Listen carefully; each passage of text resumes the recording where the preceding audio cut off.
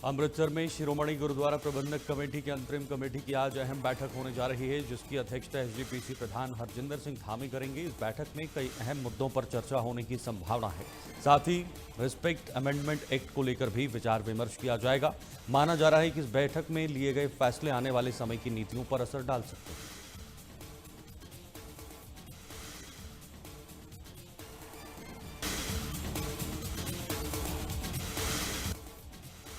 पंजाब सरकार ने श्री गुरु ग्रंथ साहिब जी बिल को विधानसभा में पास किया गया था, जिसे रविवार को राज्यपाल के हस्ताक्षर के बाद लागू कर दिया है। इस महत्वपूर्ण बिल को लेकर तख्त श्री दमदमा साहिब के सिख संगठनों ने इसका स्वागत किया और पंजाब सरकार का धन्यवाद किया।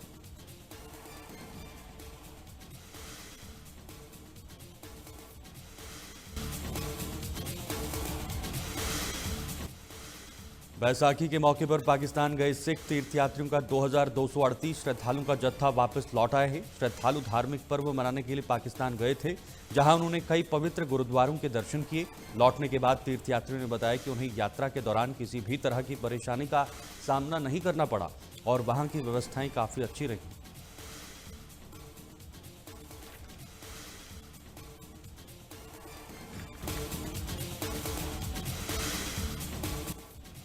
तरनतारन के कैरोपट्टी गांव के पास पुलिस और अपराधियों के बीच मुठभेड़ हुई। पुलिस अधिकारी ने बताया कि मुठभेड़ के दौरान दोनों अपराधी घायल हुए, जिन्हें इलाज के लिए अस्पताल में भर्ती कराया गया है। उन्होंने कहा कि अपराधियों की पहचान अमन और लवप्रीत सिंह के रूप में हुई है। पुलिस के मुताबिक ये दोनों आरोपी विदेश में बैठे गैंगस्टरों के इशारे पर रंगदारी मांगते थे और लोगों के घरों और दुकानों पर फायरिंग करते थे। इन आरोपियों पर 7 से 8 वारदातों में शामिल होने का आरोप है।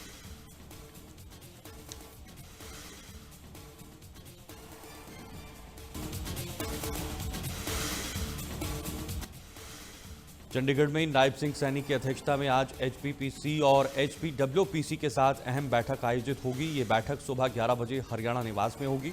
इससे पहले सीएम सैनी सुबह 10:30 बजे अपने आवास पर आईएफएस अधिकारियों के 5 सदस्यीय प्रतिनिधिमंडल से मुलाकात करेंगे। बैठक में विभिन्न प्रशासनिक और नीतिगत मुद्दों पर चर्चा होने की संभावना है। माना जा रहा है कि इस बैठक में कई अहम फैसले लिए जा सकते हैं।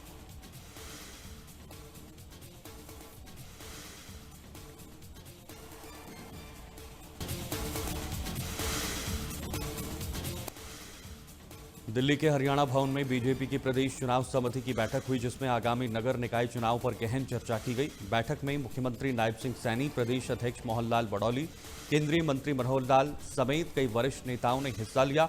इस दौरान नेताओं ने चुनावी रणनीति, बूथ प्रबंधन और जनसंपर्क अभियान को प्रभावी बनाने के लिए दिशा निर्देश दिए। साथ ही बैठक में ये निर्णय लिया गया कि जमीनी स्तर पर कार्यकर्ताओं की राय को महत्व दिया जाएगा। इसके अलावा प्रत्याशी चयन में पार्टी मोदी और सीएम सैनी सरकार की जन कल्याण योजनाओं को लेकर चुनाव मैदान में उतरेगी।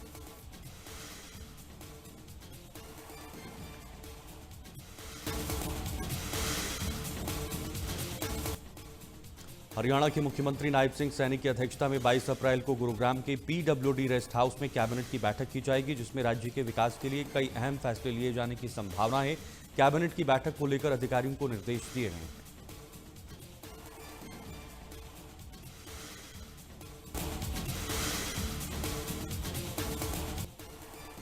सोनीपत के खरखौदा क्षेत्र में देर रात उस समय सनसनी फैल गई जब रोहतक रोड बाईपास में एक फार्म हाउस पर अज्ञात हमलावरों ने ताबड़तोड़ फायरिंग की।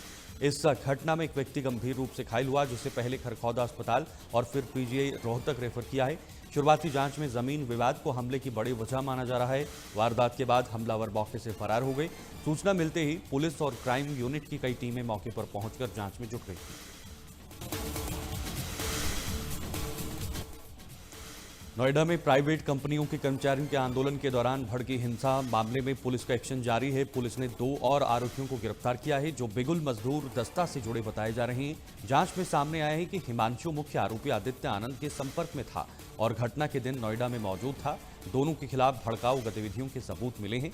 इससे पहले पुलिस आदित्य आनंद को तिरुचिरापल्ली से गिरफ्तार कर चुकी है और अब पूरे नेटवर्क और साजिश की गहराई से जांच की जा रही है।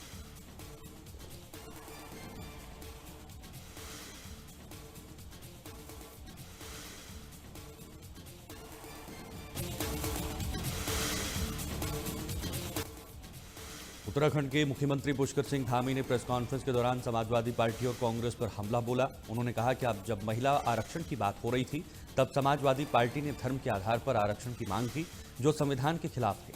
मुख्यमंत्री ने कांग्रेस पर निशाना साधते हुए कहा कि कांग्रेस ने महिला आरक्षण जैसे अहम मुद्दे को लंबित रखा है।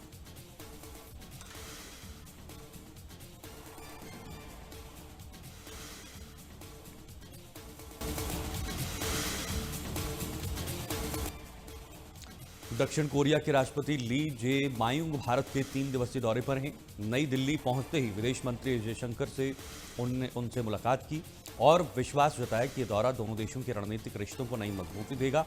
मुलाकात के बाद विदेश मंत्री ने एक्स पर तस्वीरें साझा की। उन्होंने राष्ट्रपति ली की प्रतिबद्धता की सराहना की। वहीं आज राष्ट्रपति ली जे मायुंग और प्रधानमंत्री नरेंद्र मोदी के बीच उच्च स्तरीय बैठक होगी। इसमें व्यापार, निवेश और रक्षा सहयोग बढ़ाने पर भी फोकस रहेगा। दोनों देशों के बीच भविष्य की तकनीक, डिजिटल सहयोग और सांस्कृतिक संबंधों को मजबूत करने पर भी चर्चा होने की संभावना है।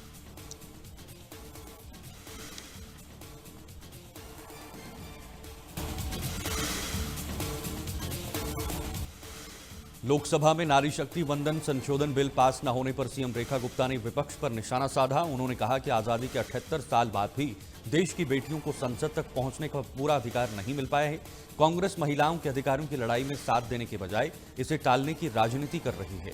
उन्होंने कहा, विपक्ष नहीं चाहता है कि महिलाएं देश के नेतृत्व में बड़ी भूमिका निभाएं।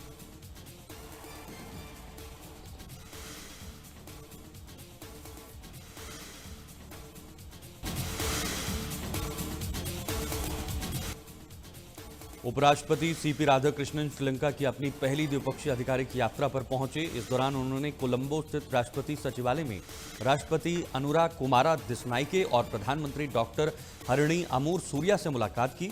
दोनों देशों के नेताओं ने सदियों पुराने सांस्कृतिक संबंधों को याद किया। साथ ही द्विपक्षीय सहयोग को और मजबूत करने की चर्चा हुई।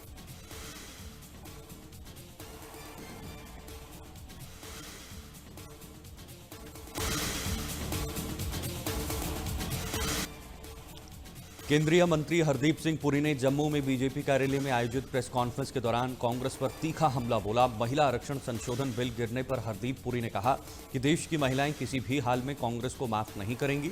साथ ही कहा कि कांग्रेस ने हमेशा से महिलाओं के साथ भेदभाव का काम किया।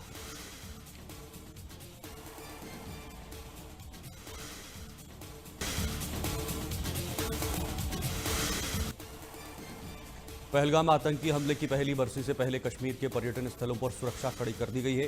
प्रशासन ने पर्यटकों की सुरक्षा सुनिश्चित करने के लिए कई नए उपाय किए हैं, जिनमें सेवा प्रदाताओं का सत्यापन और QR कोड आधारित पहचान प्रणाली शामिल है। हालांकि पिछले साल पहलगाम में लश्कर तैयबा के आतंकवादियों के हमले से दहल गया था। इसी को लेकर पहलगाम में सुरक्षा बढ़ा दी गई है।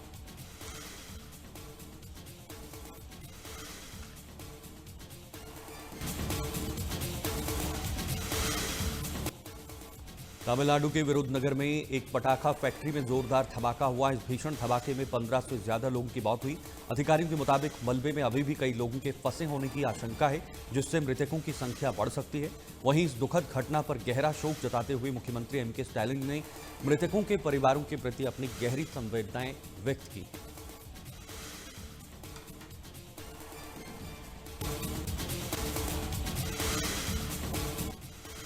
मिडिल ईस्ट में चल रहे तनाव के बीच कच्चे तेल से भरा भारतीय टैंकर देश गरिमा सुरक्षित रूप से हॉर्मुज़ स्ट्रेट से गुजर गया है। ये वही समुद्री रास्ता है जहां हाल ही में कुछ भारतीय जहाजों पर गोलीबारी की घटना हुई थी और उन्हें वापस लौटना पड़ा था। ये टैंकर 18 अप्रैल को इस रास्ते से गुजरा और अब इसके 22 अप्रैल को मुंबई पहुंचने की संभावना है। इस जहाज पर 31 भारतीय नाविक सवार हैं। ये भारतीय नौवहन निगम का मार्च से अब तक इस रास्ते से गुजरने वाला 10वां जहाज है।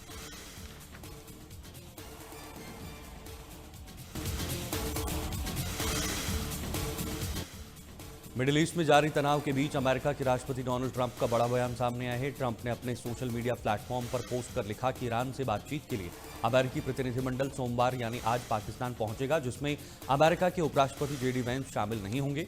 उन्होंने आगे लिखा कि सुरक्षा कारणों से JD वेंस का पाकिस्तान दौरा रद्द किया गया है।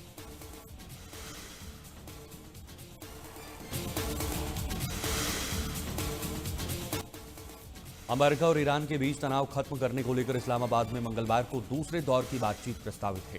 डोनाल्ड ट्रंप ने दावा किया कि अमेरिकी प्रतिनिधिमंडल आज ईरान से वार्ता के लिए पाकिस्तान पहुंचेगा। हालांकि दूसरी ओर ईरान ने वहां अपने प्रतिनिधियों को भेजने से इनकार कर दिया है। ईरानी न्यूज एजेंसी के मुताबिक जब तक ईरान पर नौसैनिक नाकेबंदी जारी रहेगी तब तक पाकिस्तान में बातचीत के लिए कोई डेलीगेशन नहीं भेजा जाएगा। इस बीच अमेरिकी राष्ट्रपति ट्रंप ने धमकी देते हुए कहा, ईरान के पास आखिरी मौका है, अगर समझौता नहीं हुआ तो ईरान के इंफ्रास्ट्रक्चर पर बड़े हमले किए जाएंगे।